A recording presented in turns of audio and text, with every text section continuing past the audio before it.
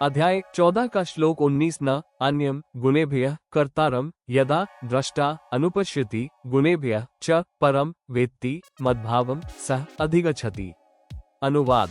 यदा जिस समय दृष्टा विवेकशील साधक गुणेभ्यः तीनों गुणों ब्रह्मा विष्णु शिव से अन्य को कर्तारम कर्तार अर्थात भगवान न नहीं अनुपश्यति देखता सह वह च और गुणेभ्यः तीनों गुणों अर्थात रजगुण ब्रह्मा सद्गुण विष्णु तथा तमगुण शिव जी से परम दूसरे पूर्ण परमात्मा को वेत्ति तत्व से जानता है मद्भावम वह मेरे मता अनुकूल विचारों को अधिगच्छति प्राप्त होता है।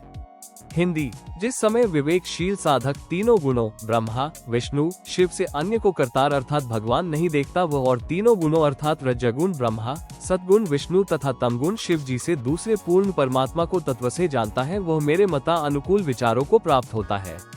भावार्थ। श्लोक 19 का भावार्थ है कि जो साधक भक्ति तो तीनों प्रभुओं की ही करता है, अन्य को नहीं मानता तथा ये भी समझ लेता है कि वास्तव में भक्ति तो परमेश्वर की ही करनी चाहिए, तो वो कभी न कभी सत्य भक्ति स्वीकार कर लेता है।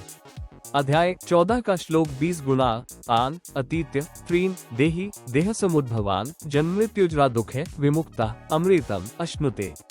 अनुवाद। वह देही जीवात्मा देह समुद्भवान शरीर की उत्पत्ति के कारण रूप आन इन त्रीन तीनों गुणों अर्थात तीनों रजगुण ब्रह्मा जी सद्गुण विष्णु जी तमगुण शिव जी का अतीत्य उल्लंघन करके तथा पूर्ण परमात्मा की शास्त्र विधि अनुसार पूजा करके जन्म मृत्युजरा दुख है जन्म मृत्यु वृद्धावस्था और सब प्रकार के दुखों से विमुक्ता मुक्त हुआ अमृतम परमानंद को अर्थात पूर्ण मुक्त होकर अमृतत्व को अश्नुते प्राप्त होता है।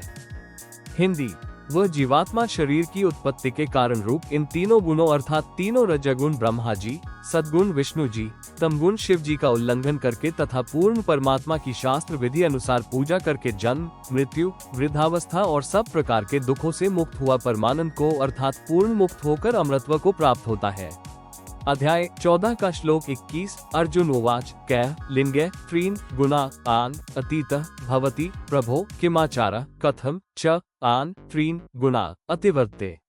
अनुवाद। आन इन त्रीन तीनों गुणों से अतीत भाग कै किन किन लिंगे लक्षणों से युक्त होता है च और किमाचारः किस प्रकार के आचरणों वाला भवति होता है तथा प्रभो हे प्रभो मनुष्य कथम कैसे आन इन त्रीन तीनों गुणों से अतिवर्ते अतीत होता है अर्थात ऊपर उठ जाता है। हिंदी।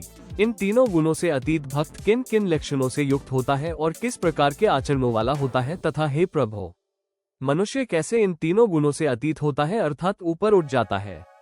अध्याय 14 का श्लोक 22 भगवान उवाच प्रकाशम च प्रवृत्तिम च मोहम एव च पांडव न द्वेष्टि संप्रवृत्तानि न निवृत्तानि कांक्षति। अनुवाद। पांडव हे अर्जुन जो साधक प्रकाशम सतवगुण के कार्य रूप प्रकाश को च और प्रवृत्तिम रजोगुण के कार्य रूप प्रवृत्ति को च तथा मोहम तमोगुण के कार्य रूप मोह को एव ही न संप्रवृत्तानि प्रवृत्त होने पर उनसे द्वेष करता है च और न निवृत्तानि निवृत्त होने पर उनकी कांक्षति आकांक्षा करता है। हिंदी। हे अर्जुन जो साधक सतवगुण के कार्य रूप प्रकाश को और रजोगुण के कार्य रूप प्रवृत्ति को तथा तमोगुण के कार्य रूप मोह को ही न प्रवृत्त होने पर उनसे द्वेष करता है और न निवृत्त होने पर उनकी आकांक्षा करता है। अध्याय 14 का श्लोक 23 उदासीनवत आसीन गुणः यह न विचाल्यते गुणा वर्तन्ते इति एव यह अवतिष्ठति न इनते।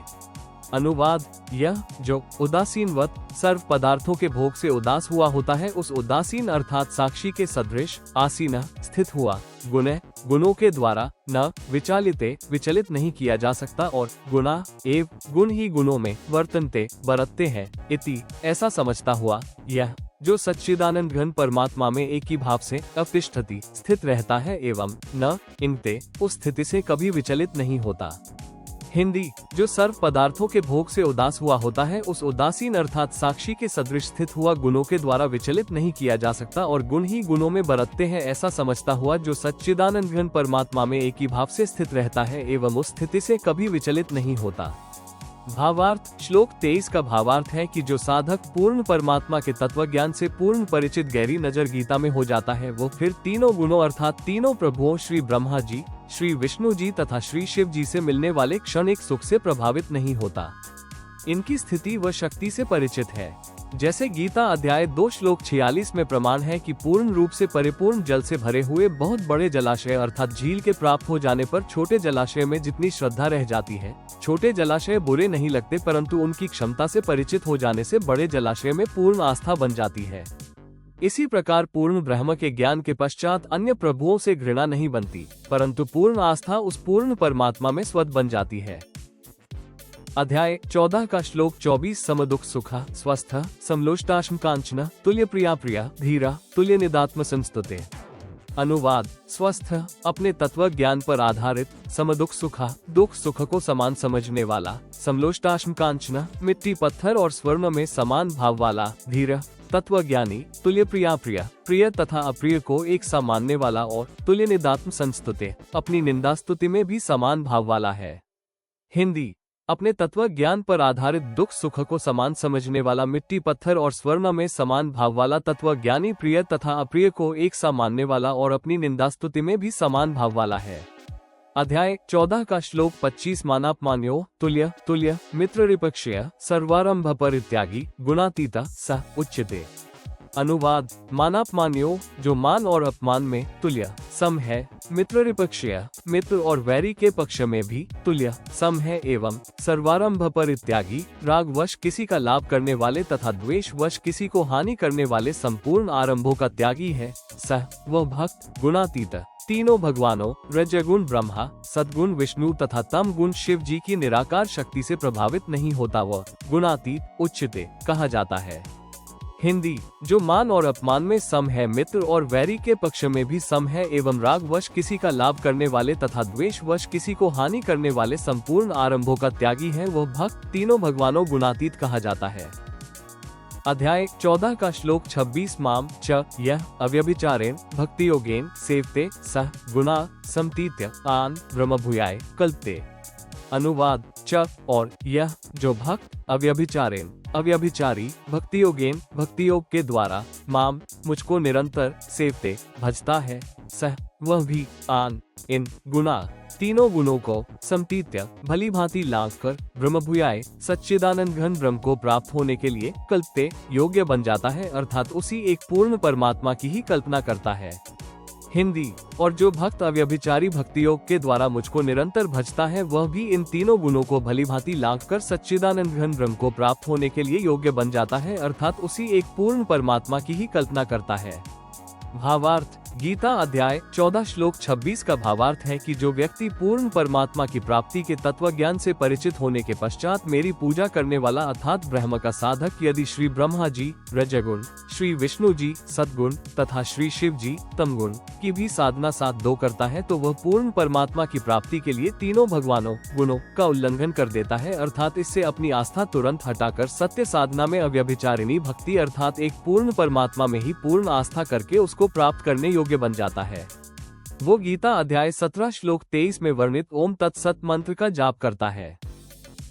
अध्याय 14 का श्लोक 27 ब्रह्मण हे प्रतिष्ठा अहम अमृतस्य अव्ययस्य च शाश्वतस्य च धर्मस्य सुखस्य एकांतिकस्य च।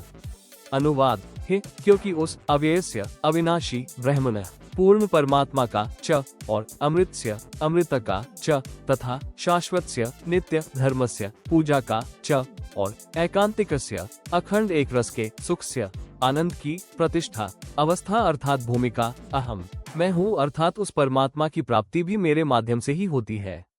हिंदी। क्योंकि उस अविनाशी पूर्ण परमात्मा का और अमृत का तथा नित्य पूजा का और अखंड एक रस के आनंद की अवस्था अर्थात भूमिका मैं हूँ अर्थात उस परमात्मा की प्राप्ति भी मेरे माध्यम से ही होती है। इति अध्याय 14।